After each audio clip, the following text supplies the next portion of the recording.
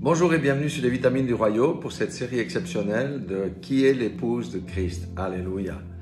Alors, c'est un message particulièrement important.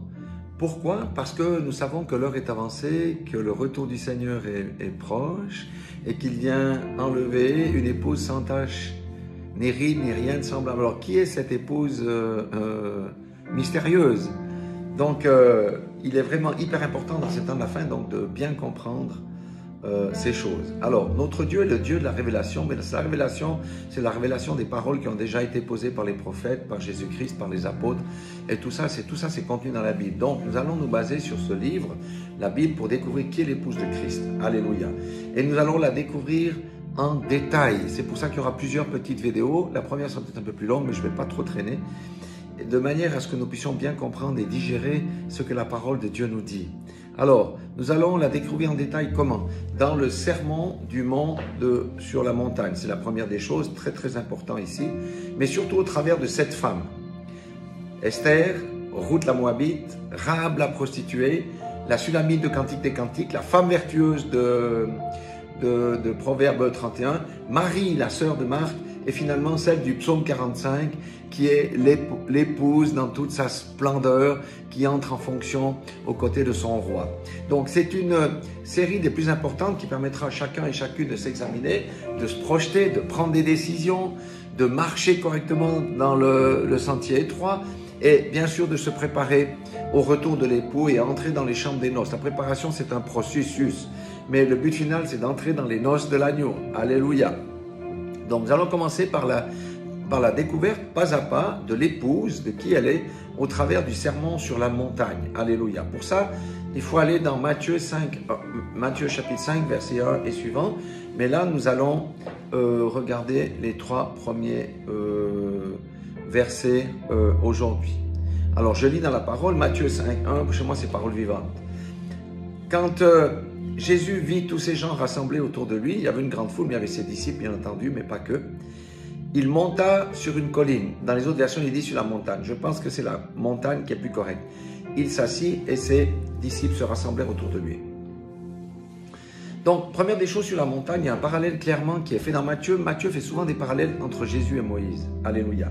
Moïse était monté sur la montagne pour prendre les tablettes de la loi et ensuite venir donner la loi au peuple hébreu.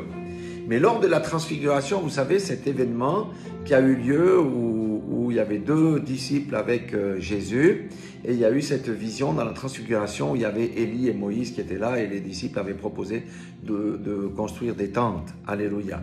Mais surtout, ce qui est important, c'est que la voix de Dieu s'est fait entendre, et la voix de Dieu disait, celui-ci est mon fils bien-aimé, et en qui j'ai mis toute mon affection. Écoutez-le, écoutez-le. En fait, il avisait ces 2 disciples qui étaient avec lui de laisser de côté la loi de Moïse et de suivre Jésus qui lui apportait la vérité et la grâce sur la terre. Il y avait un changement de paradigme. Avant, on écoutait Moïse et les prophètes et la loi. Aujourd'hui, on écoute Jésus qui est le plus grand de tous les prophètes de toutes les façons, mais qui est le plus grand de tous les législateurs, parce que c'est la législation de la grâce. Alléluia. Ça, c'est important. Donc, l'Ancien Testament, ça veut dire qu'il n'a pas été annulé pour autant, mais c'était l'ombre des choses à venir. Et Jésus est venu prêcher la vérité et la grâce. Et la voix de Dieu disait à ses disciples maintenant de suivre Jésus. Ça veut dire changement de paradigme, laisser de côté Moïse et la loi. Donc, verset 2, Jésus se mit à les enseigner. Il commença par leur dire. Alors, avant de voir ce qu'il a dit, Jésus a exercé un ministère en 3 volets qui sont très palpables. Le premier, c'est l'enseignement.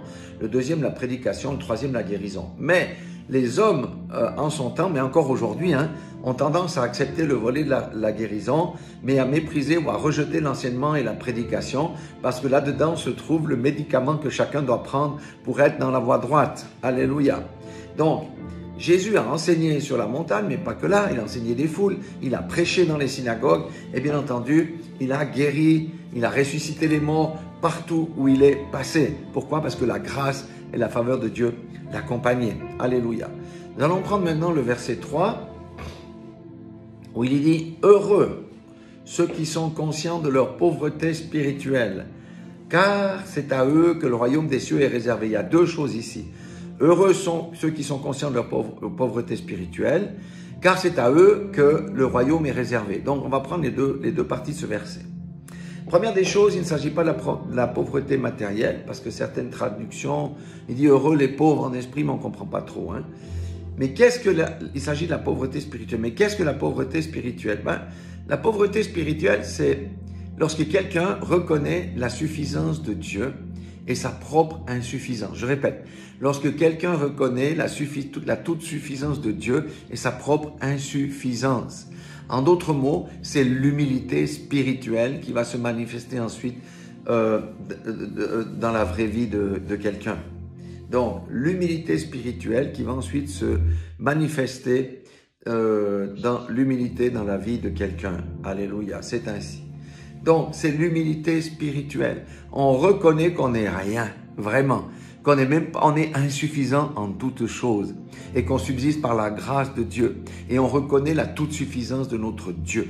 Donc, voilà, ça c'est de l'humilité spirituelle. Maintenant, il dit, c'est à eux que le royaume des cieux a été réservé. Oui, est réservé. Donc, ça veut dire quelqu'un qui ne marche pas dans l'humilité spirituelle, dont l'humilité spirituelle ne se manifeste pas dans la vraie vie de la personne qui croit, dans le croyant, eh bien, il n'a pas accès au royaume des cieux. Alléluia. Mais qu'est-ce que représente le royaume des cieux? Alors, le royaume des cieux représente à la fois le gouvernement céleste avec ses principes et ses lois, ainsi que la souveraineté spirituelle de Dieu dans le cœur des hommes. Je répète, il représente à la fois le gouvernement spirituel. Vous savez que le gouvernement céleste, a des principes et des lois, tels que le pardon et toutes ces choses, l'amour du prochain, ainsi que la souveraineté spirituelle de Dieu dans le cœur des hommes. Dieu doit être le souverain dans notre cœur.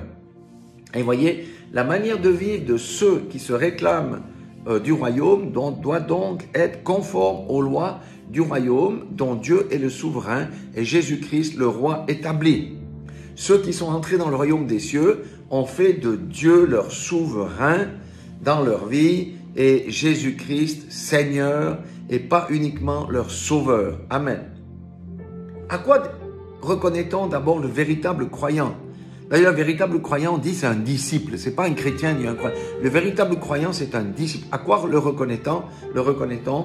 Eh bien, à sa détermination à suivre le commandement du roi, c'est-à-dire notre époux Jésus-Christ, selon les paroles de Jésus lui-même, selon Matthieu 22, 36 à 39, que je vais lire ici à 40.